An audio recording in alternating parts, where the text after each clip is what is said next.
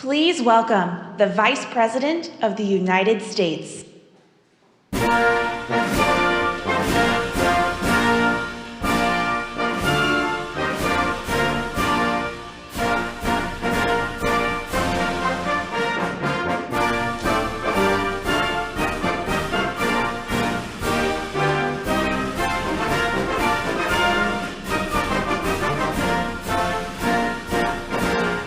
Good afternoon, everyone. Please have a seat. Good afternoon.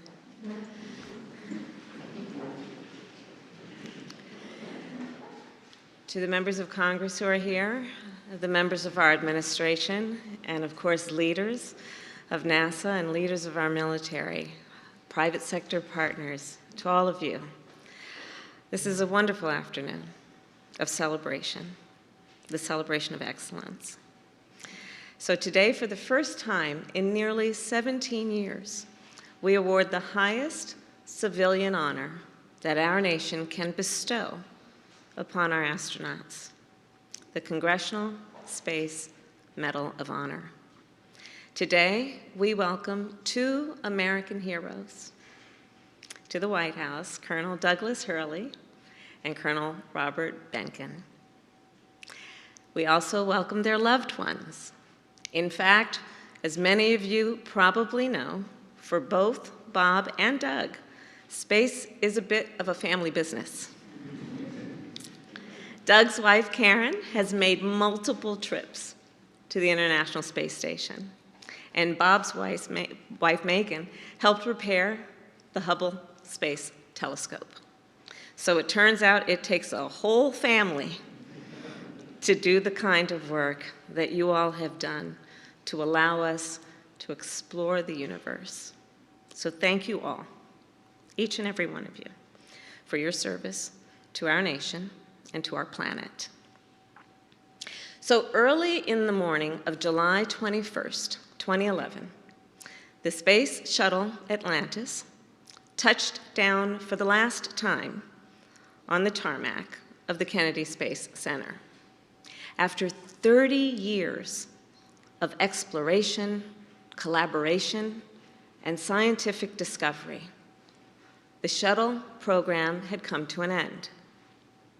For our astronauts, and for all of the dedicated professionals at NASA, and for our nation, it was a moment of profound pride to reflect on the years of incredible progress made by the shuttle and its crews. It was also a moment of real uncertainty. For 3 decades, the Space Shuttle had been America's only vehicle capable of carrying astronauts to orbit. But after the shuttle was retired, some wondered whether the United States could continue our long-standing leadership in space. Well, America had a vision. Even as the shuttle wheeled off the runway at the Kennedy Space Center, we were preparing to build a new spacecraft, one that would allow our nation to lead the next era of human space flight, to make our vision real. And so we understood the importance of collaboration. And we then turned not only inward to look at ourselves and our capacity, we also turned to the private sector, including the scientists and the engineers and technicians at SpaceX, a company whose innovation and agility has revolutionized the commercial space industry. And we turned to two Americans who have dedicated their lives to the service of our nation and to the exploration of space. Bob Behnken, an engineer who helped assemble the International Space Station, a veteran of 10 spacewalks, and NASA's chief astronaut.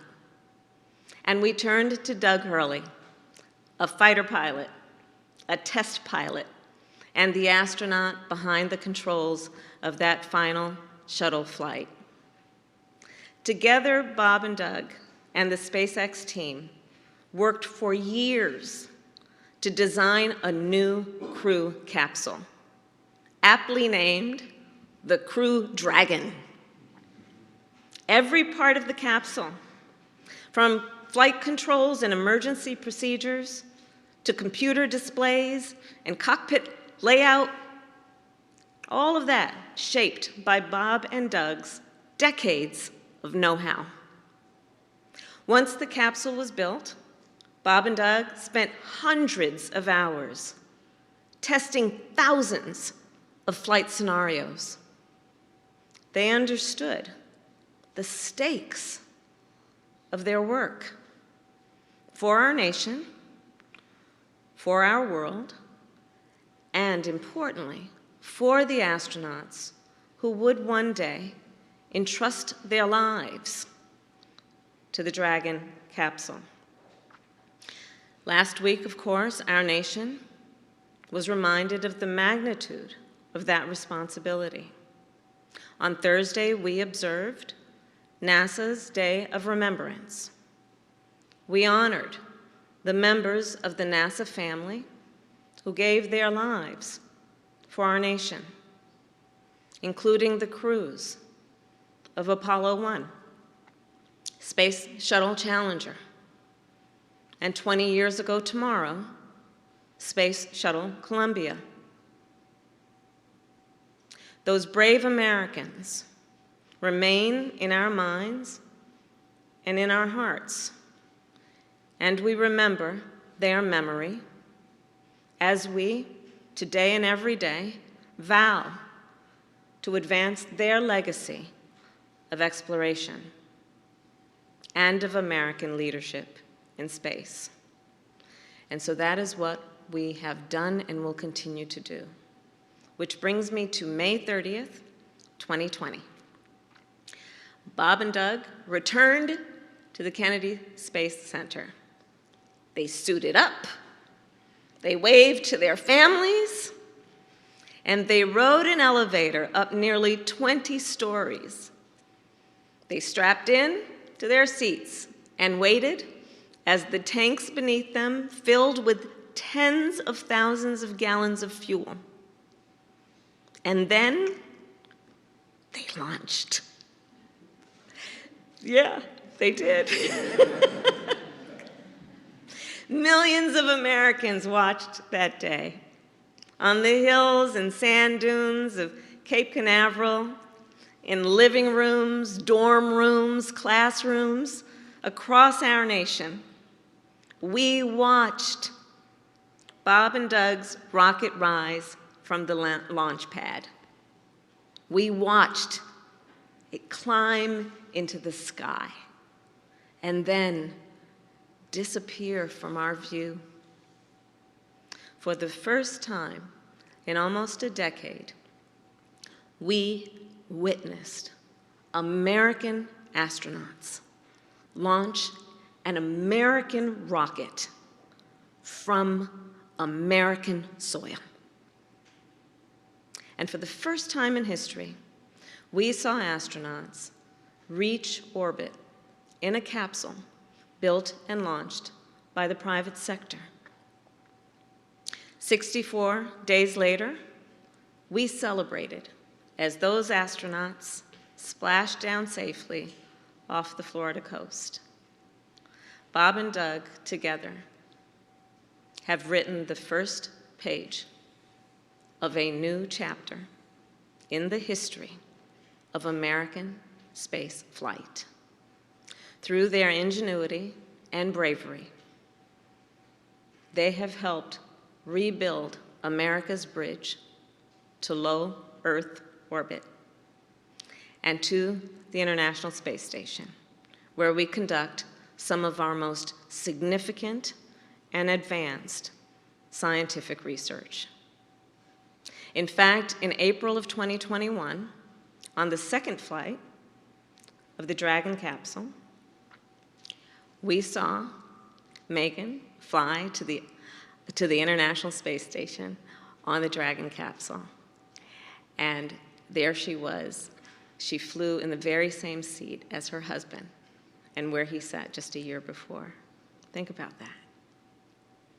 And by partnering with commercial companies to advance their space capabilities, these two and these families have enabled NASA to deepen its focus on exploration, to invest in the first commercial space stations, to return American astronauts to the moon through the Artemis program, and to go to Mars and beyond. In the coming years, there is no doubt hundreds of people will fly to orbit in the capsule that they helped to test and build. Career astronauts, and also entrepreneurs, educators, artists, and yes, even students. Folks who otherwise would have only been able to look up and wonder will now be able to go to orbit and help make real the incredible potential of space. And some of those future astronauts are in the audience right now. Today, we are joined by 3 engineering students. Where are you guys? Katie, Savion, and Hailu, who are 3 young leaders. I see you guys. 3 young leaders who were inspired by the work of these 2 extraordinary men, and who may one day stand on their shoulders. So Bob and Doug, on behalf of President Joe Biden, on behalf of the United States Congress, and on behalf of the people of the United States of America, and as I said to you when we were back in the room, on behalf of people you may never meet, but who will forever be impacted because of your work, forever. It is my great honor to award you both the Congressional Space Medal of Honor. And now, the military aide will read the citations. Colonel Douglas G. Hurley, United States Marine Corps, retired. From his distinguished service as a fighter pilot and test pilot to his pioneering career in space, Colonel Douglas G. Hurley has embodied the spirit of bravery and resolve that defines our nation's greatest heroes. Colonel Hurley piloted the final mission of NASA's Space Shuttle program and served as spacecraft commander of NASA's first crewed commercial spaceflight mission, Demo 2. His leadership in space has paved the way for regular commercial missions to the International Space Station, ushering in a new era of human spaceflight. For his extraordinary achievements on Earth and in space, our nation honors Douglas G. Hurley.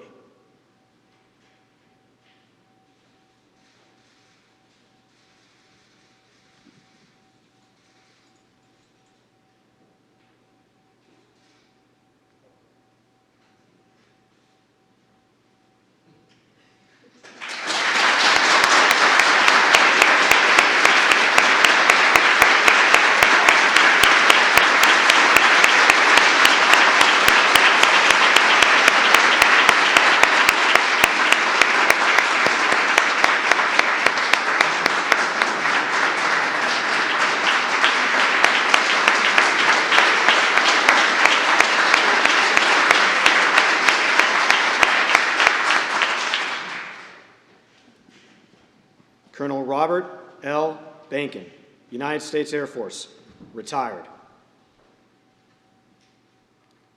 Colonel Robert L. Behnken has dedicated his career to advancing what is possible for humankind in space exploration. Before making history as Joint Operations Commander of NASA's first crewed commercial spaceflight mission, Demo 2, Colonel Behnken served our nation as flight test engineer and helped assemble the International Space Station. Through his courage and dedication, Colonel Behnken has accelerated the establishment of a new low Earth orbit space economy. For his pioneering accomplishments, which have helped extend humanity's reach in outer space, our nation honors Robert L. Behnken.